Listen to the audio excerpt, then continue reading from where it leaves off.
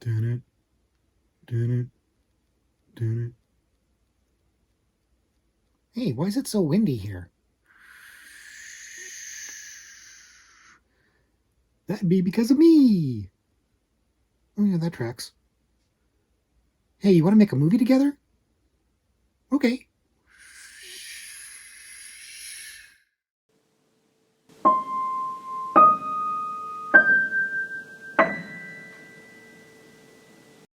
Hello, everybody, and welcome back to the Horror Movie Syllabus. My name is Professor Victor, and I'll be your host as we go through all the essential, noteworthy, interesting, and notorious modern horror films. If you're new to the channel, I recommend you check out the introduction video. There's a link to it in the description below, and it's going to give you a pretty good sense of what we do here at the Horror Movie Syllabus. In short, we look at a particular subgenre of horror, and then we pick 3 movies from that subgenre to explore.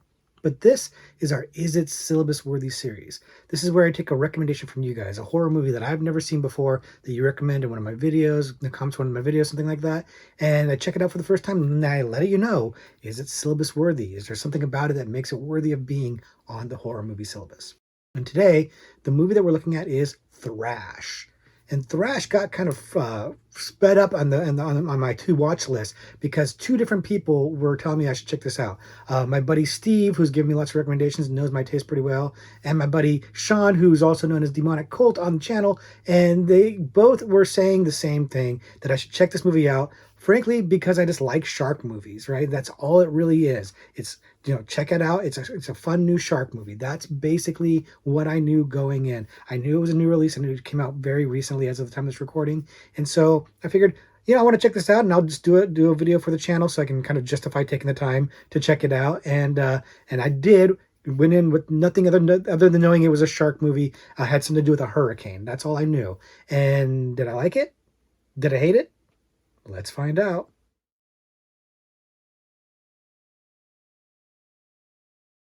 Like I said, the movie that we're looking at today is Thrash.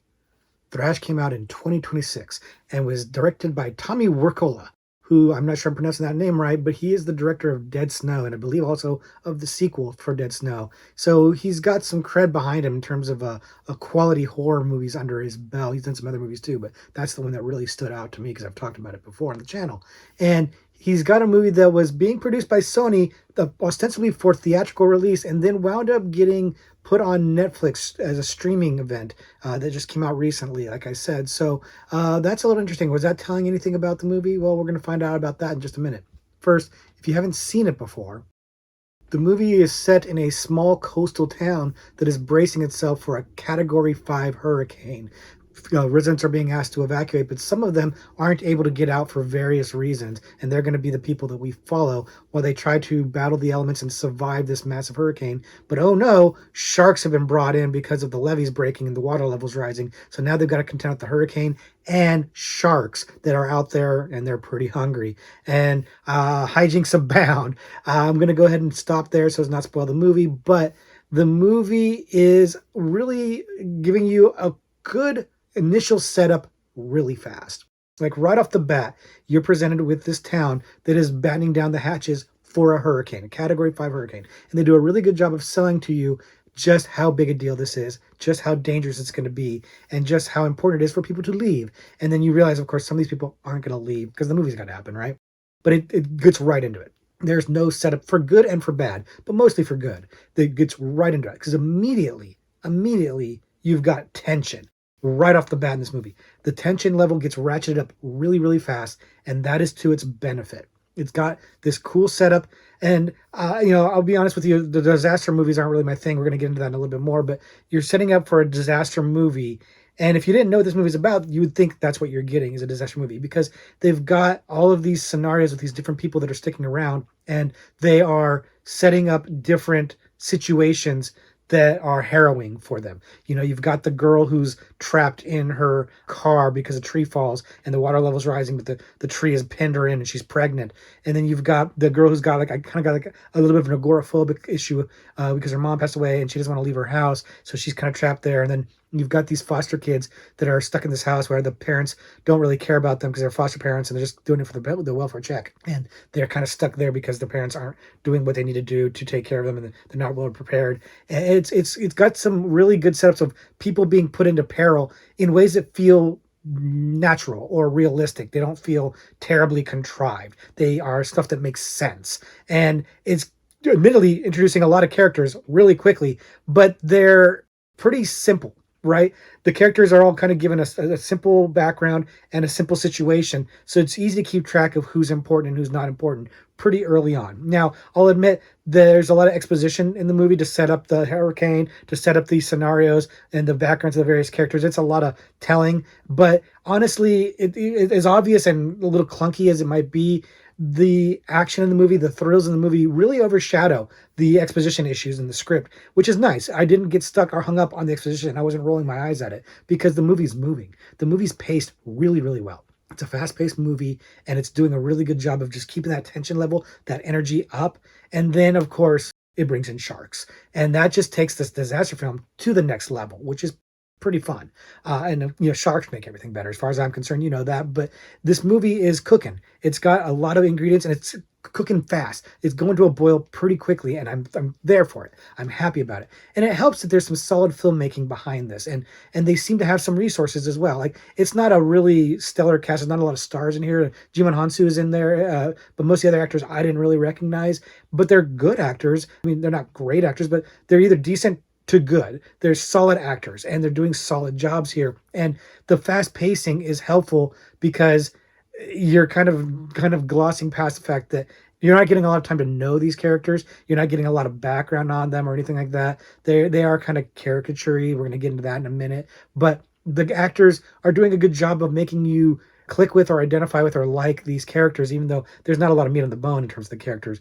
The effects look mostly pretty good in this movie. There's a few shots that I think look a little bit bad, look a little CGI. Sometimes the sharks look a little CGI, but for the most part, things look good here. The attacks look good. There's practical sets.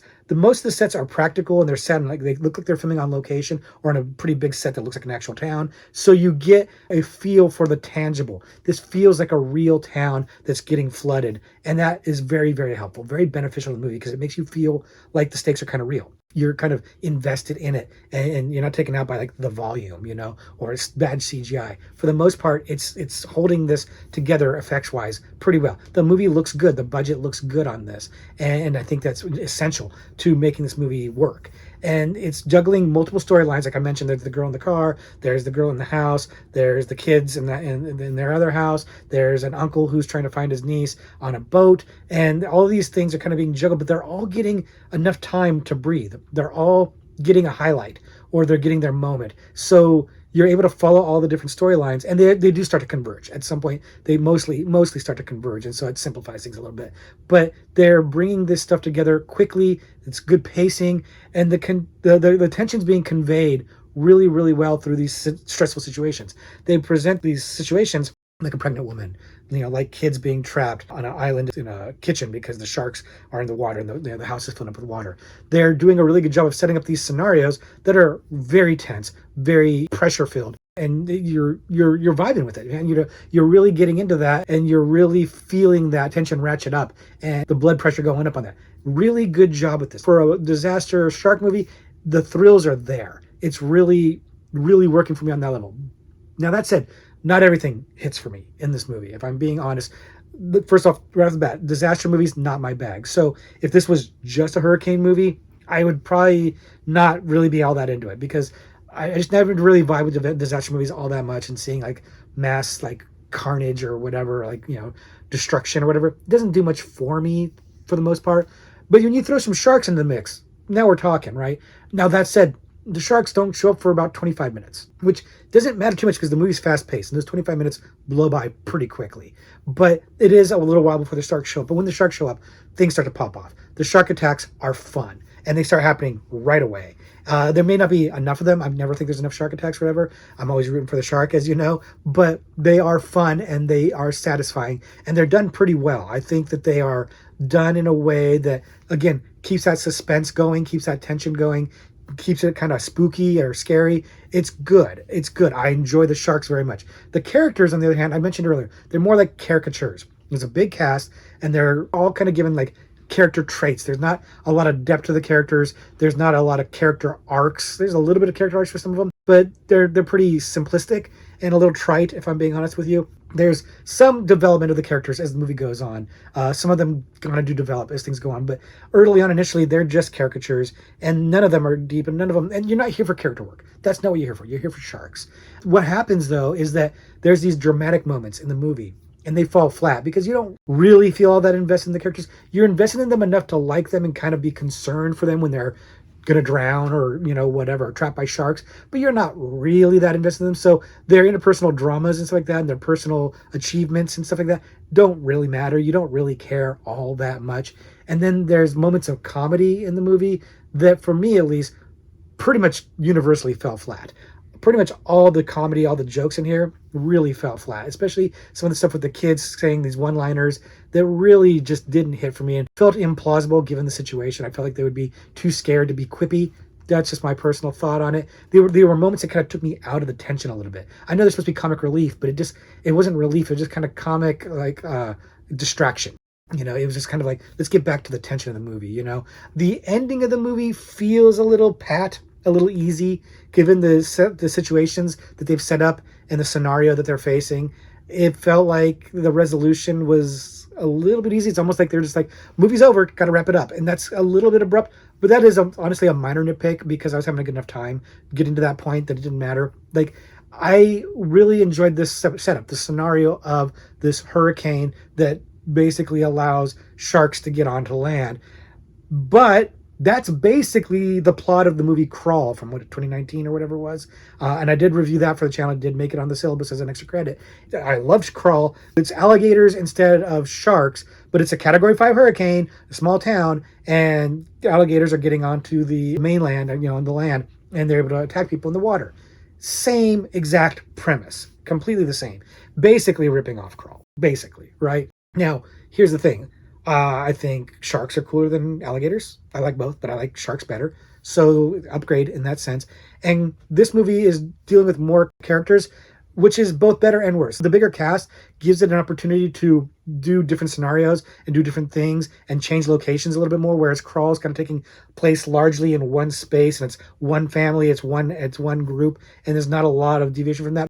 But on the other hand, Crawl, you get more with the characters. You get a little bit more investment in the characters, a little bit more. The dramatic stakes feel a little bit better, and you're a little bit more invested in what's going on with them personally and dramatically, as opposed to Thrash, where it's like a little bit more surface level and stuff like that. So Crawl, to me, is a little bit better at balancing the dramatic aspects of the characters and the character development and the croc action, or the alligator action. And Thrash really kind of is relying on the disaster survival angle and the sharks. And that's not a bad thing. Again, I love me some shark action. It's not a bad thing to give me shark action. I'm not mad about that. But it is something you have to note, that there is this obvious comparison between the two movies. And if I'm being honest, I probably like Crawl better than Thrash. That doesn't mean I don't like Thrash. It just means I like Crawl better. But does that mean that Thrash is syllabus-worthy or not syllabus-worthy? Well, let's find out.